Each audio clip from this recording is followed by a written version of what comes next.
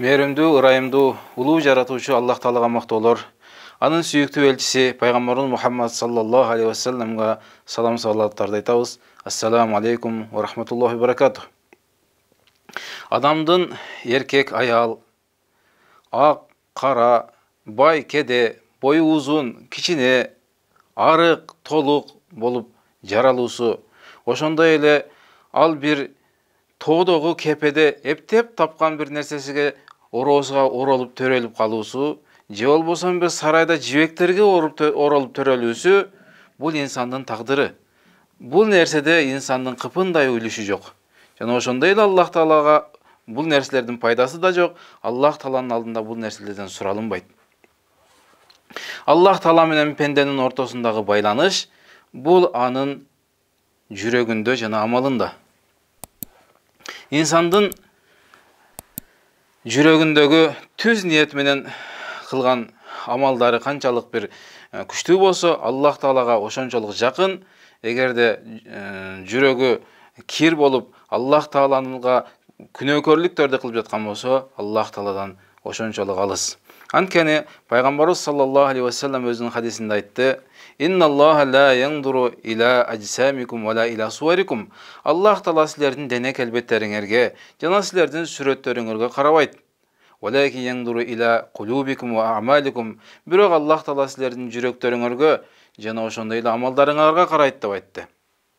Ошол амалдар, жүрөктөгү амалдар албетте бир такыбалык.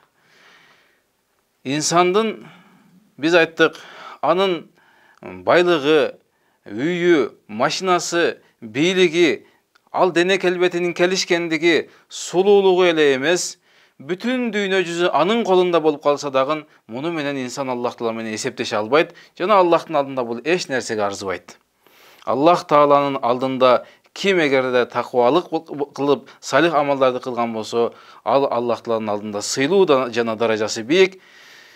Анткени Аллах Таала өзүнүн сөзүндө айтып атат: «Истаиду билlah.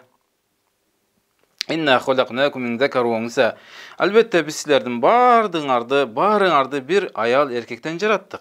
Ал айырмасы жок. Бар эле бир аял эркектен жаралган инсандар. «Ва жаалнакум шууба ва кабаила литаарафу». Силерди биз улут кылып койдук, бири-бириңерди таанып билүүңөр үчүн. «Инна акрамакум индаллахи аткакум». Аллах Тааланын алдында силердин такыбараагыңар, алар урматтууңар, урмат сыйы жогоруңар деп айтты.